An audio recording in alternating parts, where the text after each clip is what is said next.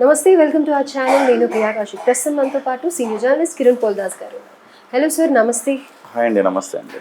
Sir, singer మంగ్లీది issue మళ్ళీ తెరపైకి వచ్చింది. తను లెటర్ రాయడం జరిగింది. అయితే ఇది ఓవరాల్గా అసలు ఏం జరిగింది అని అంటే కనుక మీకు కూడా తెలిసిందే.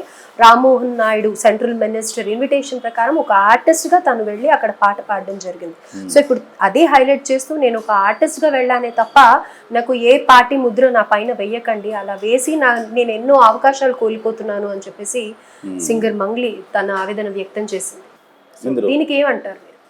అంటే ఆమె ఆవేదనలో వాస్తవం ఉంది, అర్థం కూడా ఉంది. కాకపోతే అదే సమయంలో ఆమె కూడా అంటే ఆమెకు అనుభవ రాహిత్యంతో చేశారా, లేకపోతే ఇది ఏ రకంగా జరిగిందో కానీ మొత్తం మీద అయితే ఆమెకు వైసీపీ వ్యక్తి అన్న ముద్ర చాలా బలంగా పడిందని చెప్పాలి. కానీ ఇంతకుముందు బీఆర్ఎస్ వ్యక్తి అని అనేసి అనేవాళ్ళు కదా సార్. అంటే బీఆర్ఎస్ వ్యక్తి ఎందుకంటే గతంలో బీఆర్ఎస్కి పాటలు పాడింది ఆమె, ఆ తర్వాత వైసీపీకి పాటలు పాడింది.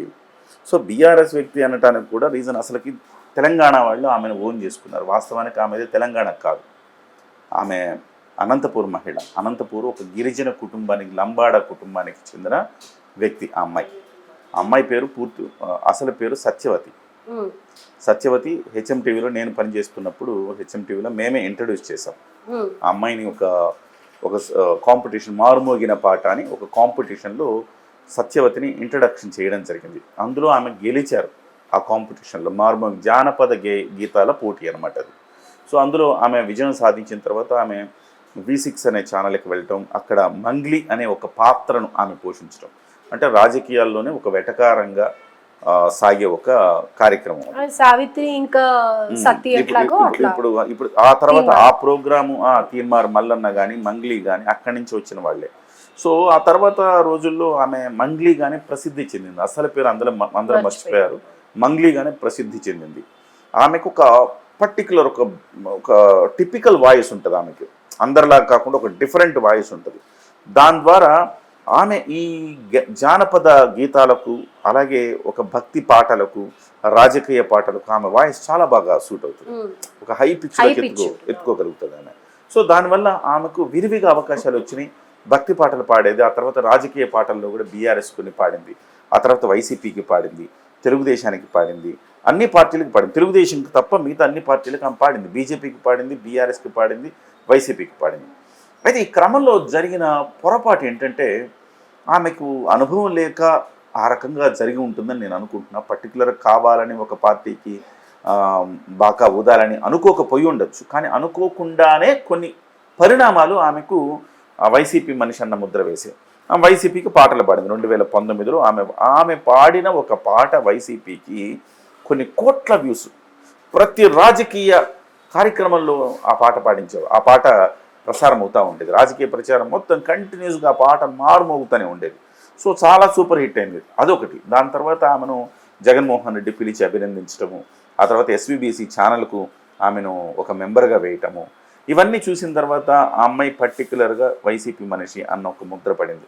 అదే సమయంలో తెలుగుదేశం పార్టీని చంద్రబాబు నాయుడు గారికి పాటలు పాడను అన్నదని చెప్పేసి ఒక ప్రచారం జరిగింది. వాస్తవానికి ఆ ప్రచారంలో నిజం లేదని ఆమె ఇప్పుడు చెప్తా ఉన్నారు. నన్ను ఎవరు తెలుగుదేశం వాళ్ళు ఒక్కళ్ళు కూడా సంప్రదించలేదు. నేను వైసీపీ మనిషి అనుకుని నన్ను సంప్రదించలేదు. తెలుసో తెలియకో ఒక పార్టీకి నేను అలా తోయబడ్డాను. నేను అన్ని పార్టీల నుంచి వచ్చే అవకాశాలు కోల్పోయాను. జనసేన పార్టీకి ఆమె పాడలేదు, అలాగే తెలుగుదేశం పార్టీకి పాడలేదు, ఎవరు పాడించుకోలేదు ఆమెతోటి. సో నిజంగా కూడా ఆమె కొన్ని అవకాశాలను కోల్పోయి. ఇప్పుడు అనంత శ్రీరామ్ ఉన్నాడు. అనంత శ్రీరామ్ వైసీపీకి రాశాడు పాటలు, టీడీపీకి రాశాడు పాటలు, జనసేనకి రాశాడు పాటలు, కానీ ఆయన మీద ఏం ముద్ర లేదు కదా. నల్గొండ గద్దరు ఉన్నాడు. నల్గొండ గద్దరు అసలు అన్ని పార్టీలకు పాడేశాడు. నల్గొండ చివరికి జనసేనకు పాడాడు, తెలుగుదేశం పాడాడు, వైసీపీకి పాడాడు, ఇక్కడ బీఆర్ఎస్కి పాడాడు, బీజేపీకి పాడాడు. కేవలం మంగ్లీని జగన్మోహన్ రెడ్డి పిలిచి అభినందించడం ఇది కారణం ఎక్కడ వచ్చిందంటే, నల్గొండ గద్దరు పాడినా, లేకపోతే అనంత శ్రీరామ్ రాసినా, ఇంకెవరు పాడినా వాటి పట్ల రాకుండా ఈమెకు మాత్రమే ఎందుకు వచ్చిందంటే, జగన్మోహన్ రెడ్డి ఆమెను పర్టికులర్గా అభినందించడం, ఆమెను SVBC ఛానల్లో ఒక మెంబర్గా ఆయన వేయడంతో ఆమెకు రాజకీయ మరక అంటింది అని చెప్పాలి. అంటే జగన్ గారి హయాంలోనే SVBC ఛానల్ కి ఈవిడన్ మెంబర్ గా చేశారు. సో దానిని ఆమె ఎక్కడ ఎగ్జిబిట్ చేయలేదు, కానీ ఆమె చెప్తున్నారు ఇప్పుడు నేను ఎట్లా ఎగ్జిబిట్ చేసుకోలేదు, ఎక్కడ ప్రచారం చేసుకోలేదు, ఇట్లా మెంబర్ అయ్యానని చెప్పి ఎక్కడ ప్రచారం చేసుకోలేదు. ఎందుకంటే అది నేను చాలా తర్జన భర్జన పడ్డాను, అసలు తీసుకోవాలా వద్దా అని. లేదు, మా కులదైవం వెంకటేశ్వర స్వామి, ఆయన నేను ఖచ్చితంగా తీసుకోవాలి కదా, కాదనద్దు, భగవంతుడు ఇచ్చిందని చెప్పి తీసుకున్నాను. అంటే ఈ పరిణామ క్రమంలో ఒకదానికొకటి అటాచ్ అయ్యి చివరికి మంగ్లీ వైసీపీ అనే ఒక ముద్ర పడిపోయింది. ఇప్పుడు పడిపోవడంతో 2024లో ఆమె చెప్తున్న లెటర్ ప్రకారం ఆమె చెప్తుంది అంటే 2024 అసలు ఏ పార్టీకి రాజకీయ పాటలు పాడొద్దని నిర్ణయించుకున్నాను, ఆ రకంగా పాడలేదు అన్నారు. సో నేను అనుకోవడం ఏంటంటే మంగ్లీ అనుకోకుండా వైసీపీకి దగ్గరైంది, అది వాస్తవం.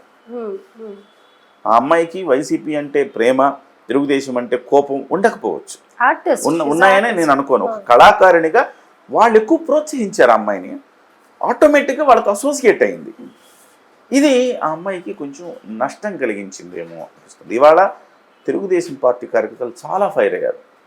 అలాంటి మంగ్లీని మీరు గౌరవం ఇచ్చి ప్రోటోకాల్ తోటి ఇక్కడ దర్శనం చేయించి ఇలా ఎలా చేస్తారు అని కేంద్ర మంత్రి రామ్మోహన్ నాయుడు మీద తీవ్రమైన విమర్శలు గుప్పించారు.